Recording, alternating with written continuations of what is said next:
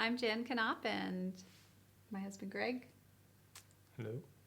And we moved here in October of 1996 to Wild Rose. Came to pastor the church here. Yep. And we met Jerry. I'm trying to remember if I had started teaching at the school yet. I don't know if I had. I would substitute there, and so I may have met Sarah already. Don't think Daniel had started school yet, but that might have been one of our first encounters with the Gillens. But also, I remember there being snow out. Mm-hmm. The first time we went out to visit with them. Yeah, and Jerry came actually into town in his pickup and picked us up to take us out there because we weren't sure, where they lived and how the roads would be and that kind of thing. So they reached out to us initially, and it was really, surprising to me, that they would do that. So, because we knew that there was just really sort of a loose connection with the Alliance Church. We knew that they were more associated with the Lutheran Church. So I guess it kind of surprised me that they would reach out to us like that. But it was, looking back on it, one of the best days of our lives. We enjoyed meeting them. Chris always made people feel welcome and at home, whether she was feeling good or not. You had to be really sometimes perceptive to know that she wasn't feeling good that day, because she would always just make you feel very welcome and warm, and still does. So it's the kind of person she is. But that day we came out and met the family and played games, and I think from that moment on, God knit our hearts together as friends, and we spent a lot of time, more time with Jerry and the kids, probably because Chris couldn't leave the house and the farm. But I remember going fishing and Jerry being along for that, and just getting to know him and Greg as friends, good buddies. Yeah, and I think too, they'd been a couple of years anyhow into the poisoning, and so there was a sense in which they had kind of, don't want to say settled into a routine, but kind of had the basic things figured out, how they needed to live, and so I'm sure there was if we had been here a couple years earlier and seen that transition, would have given us a little bit different perspective. But certainly by the time we got to meet them, they I never got the impression that there was any anger or even bitterness about the situation that they found themselves in. Very matter of fact. This is life. All right. So, yeah. And they had figured out not only what they needed to do, but also how to communicate with others so that other people knew what they needed to do. Right. So I think too, one of the things that I've always thought about was that I knew what I needed to do in order to go out and visit and things like that. So there was never, for us anyhow, too much uncertainty about, well, should we do this, or right. Are we going to make her sick? That sort of thing. Yeah, they made it very easy. If you didn't have the soap that you needed, they would make sure you had shampoo and soap that was safe for Chris to be around. And that, just this conversation made me think about the fact that they so influenced me as a person and what I would use, the products that I would use, and washing my clothes with, cleaning my house with. I had grown up in an environment with lots of smells, lots of perfumes, and was used to that. And I found that living a life without that, we chose as a family to be safe for Chris at all times. And so we could just jump in the car and go and see her and not have to go through the whole protocol of cleaning up. And it really benefited me and my allergies, just how we felt, So it was a positive thing in our lives to have to go through that protocol. So that was probably the second thing that Chris blessed us with, besides her friendship, was learning that these perfumes and stuff aren't necessarily healthy for you. So. Yeah. And I think too, one of the interesting aspects of it was the fact, here I am the pastor of the Alliance Church, and at that point they were pretty much part of the Lutheran Church, and as I recall, it was really a number of years that we lived here and were friends before Jerry started coming here to church, and then it was just on occasion, The kids came to the youth group that I had because it was the only opportunity in Wildrose at that point for youth group interaction, and so a lot of the town kids came, no matter what church they belonged to. So we did have that, and also the interaction with them at school too. So we had a relationship outside of the church for quite a while before they were really a part of our fellowship here. So. Mm-hmm. And part of that, looking back on it, seems like that kind of evolved with the kids as well. As Daniel and Sarah grew older, there was a sense in which they wanted to be a part of things that were happening here, and so there was just kind of that. I don't know. It was a very natural and gradual kind of a thing. Yeah. And I guess I just bring that up, to because the reality is that at this point, I am their pastor and they are members of the church here, and that did actually take place after the healing, but shortly after. I think it was within that year. So, in those early years of knowing them, they had a friend in Williston, or in the Williston area, that was also had a similar situation, and I don't know that we ever met her personally, but through Chris and Jerry, kind of got to know the story and the struggles that they went through, and as I remember, that disease ultimately claimed her life. Right. So I guess to me that kind of sheds light onto the reality and the seriousness of what Chris was facing. Right. That I think they were aware of, and one of the things just recently, as Jenn and I, experienced her cancer, is the reality of the feelings that you get when your spouse is facing, a serious illness, a life-threatening illness, and so I think that enabled me to see and understand Jerry in a little different light and better light, and to recognize the significance of what he had faced and how he had faced, through those years. And but in all of that, there was, I don't think there was ever that feeling that I got of, why us, why me,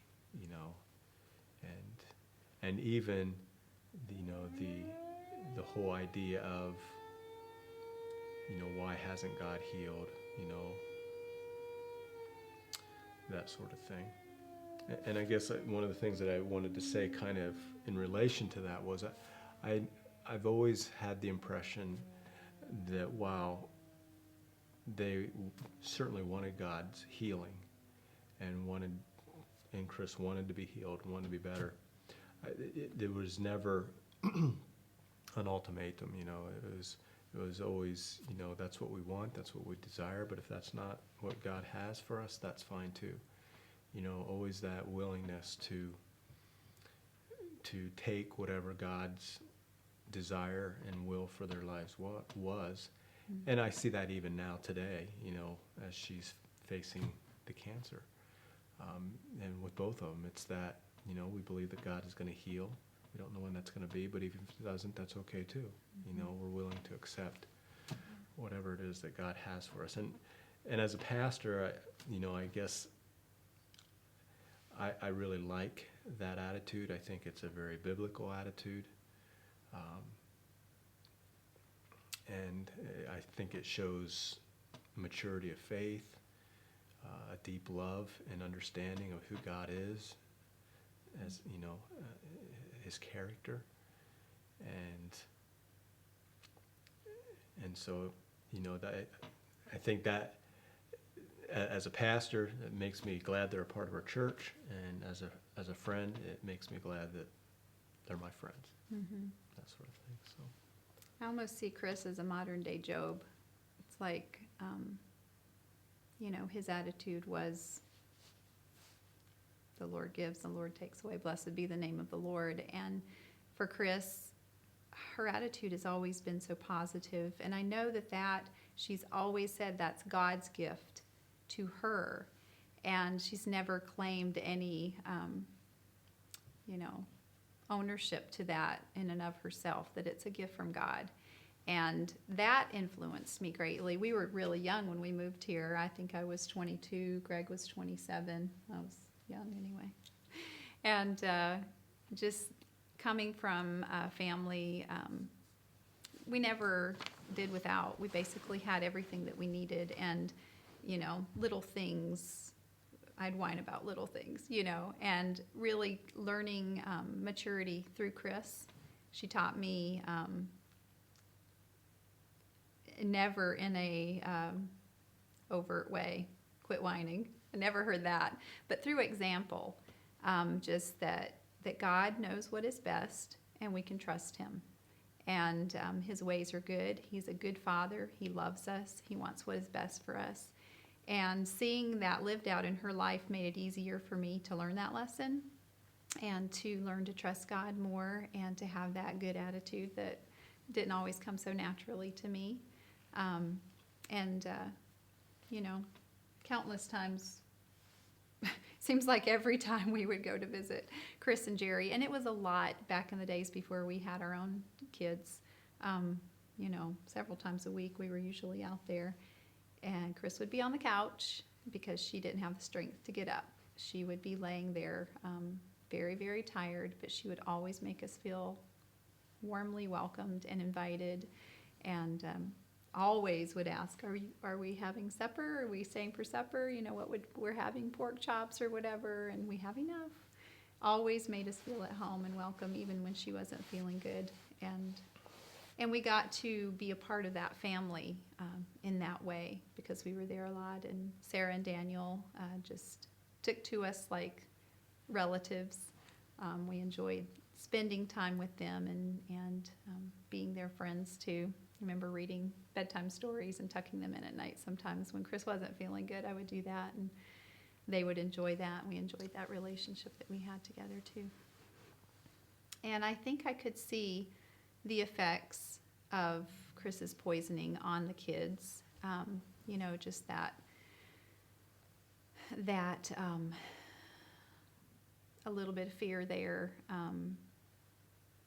sadness that mom couldn't come to their school activities, sadness that she was not there for their plays and games and whatnot. But I think they too had that attitude instilled in them, even though it's harder for children to just buck up and, have this good attitude, that they would say things that I knew it was bothering them, that it hurt them, that mom couldn't be there. But Chris always taught them through that example too. So.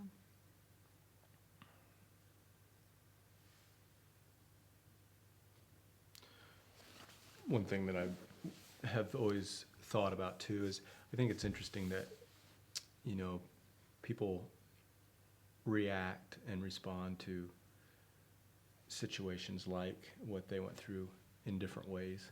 I remember even like when Jerry first kind of got the reactions to different kind of foods, Mm-hmm. And just I remember just thinking, I don't know if I would respond that way,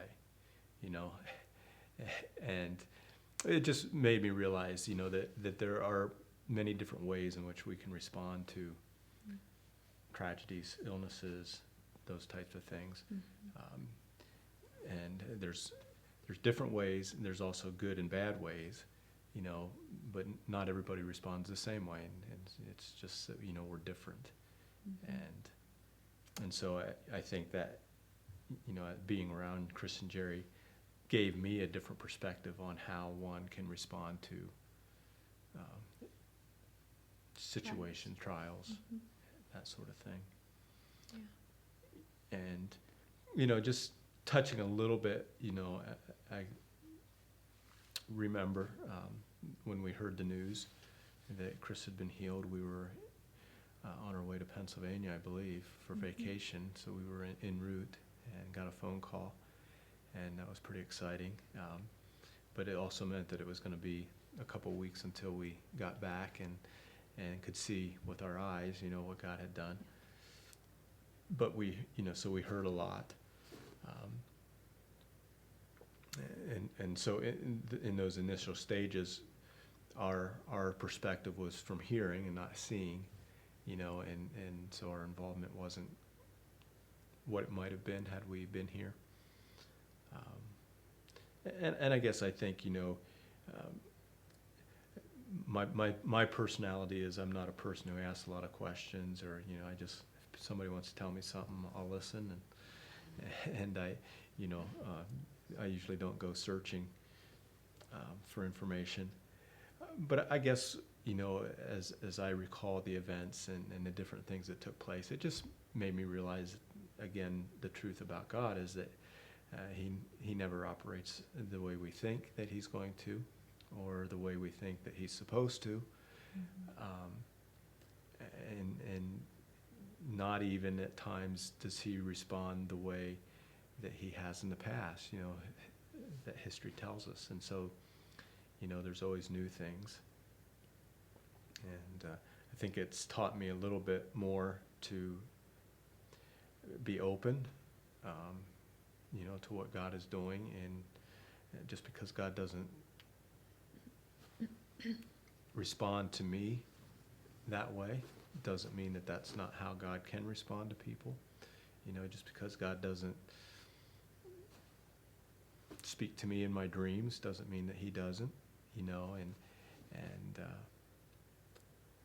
has helped. I think it's helped me be more convinced in my own life and in my own ministry of allowing God to do what he wants to do in the hearts and lives of people, and not, my biggest thing is I'm not going to be the one to put a stop to it, or, to hinder. And yet at the same time, as the pastor, there's that rule that God has given me to make sure that things are of his spirit and things are of his word and that sort of thing. I remember Chris telling me about the dream that she had, and it was quite a while before it really came out, a while before the healing, and she had asked me to pray because she felt like she needed to talk to some people about this dream, but she just was so troubled by it, and just wanted to follow God's leading in that. And so I had prayed with her about that for a while, and I don't remember the time frame there, but I just remember her telling me about that. And it was interesting because it really centered around a spirit of fear. I was really central in that dream, and I had been struggling with that as well. And looking back on that, I just think, I just wonder, what was going on in the heavenlies at that point in time, because it had been my battle. And then I was realizing through that dream that it was some other people's battle, people in our church that were battling also with that spirit of fear. And so it was very interesting to see how God worked through all of that. And then looking back after the healing and seeing how that spirit of fear was so set in a central role in the whole healing thing, because Jerry had been struggling with that as well, and nobody really knew that. I mean, he didn't even know it in a way.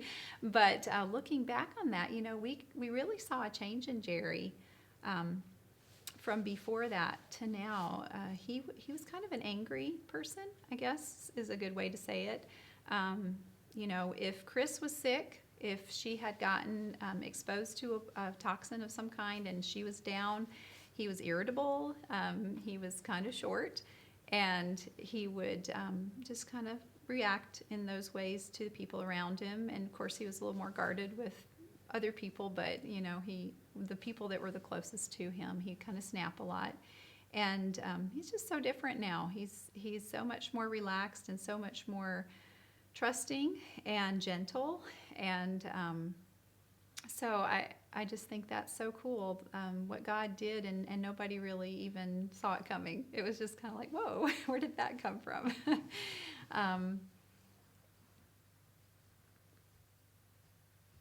And I think too with the kids too. I mean, I think that especially Sarah struggled some with that as well, and I think that God has done a work there too in her heart. So.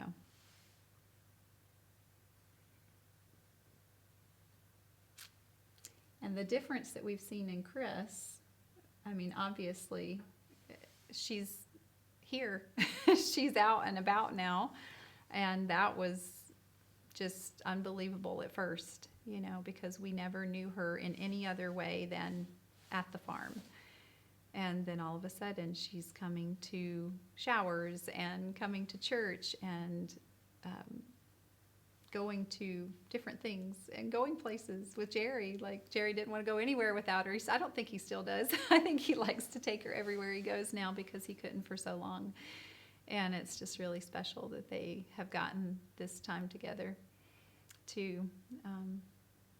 I got a chance to sing with Chris up at the Divide County Threshing Show, and that was a real treat because I knew she used to sing a lot, just from the stories that I had heard, and it was really fun to get to actually sing together at something. And I think that was really a testimony to a lot of people in the Crosby area, because they had heard about Chris Gillen's healing, but they had never really maybe seen her out in public, and there she was on stage singing. So that was a really cool opportunity. And I think they see every opportunity that they have to be out in public as just that. It's an opportunity to be a witness for what God has done. I know she used the word standing stone for a while. In the Bible, it talks about standing stones, or monuments, I guess, to what God has done. The Israelites would put a stone up, and every time they would walk by it, they would tell their children what God had done at that moment. So there was a standing stone where God parted the Red Sea. And just a visual reminder, don't ever forget what God has done. And so she sees herself as that God actually told her that she is a standing stone, that he's put her as a visual reminder that he is God, that he does exist, and that he still has the power to heal people if he wants to, if that's what is good and right. And he has all power. And so she's a testimony to that. And I think she and Jerry take that very seriously. So. At the time when Chris was actually healed, and the few months leading up to that, there was a lot of things going on. Mm-hmm. Was there anything that you saw or heard? Could you verify any of the stories that you heard of the people involved with the story?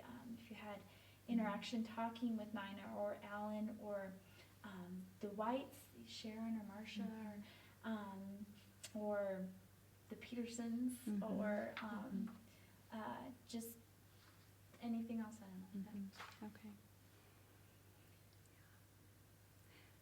I think we knew something besides what the world around us could show us was happening. There was something happening in the heavenly realms, as I say, with the spirit of fear.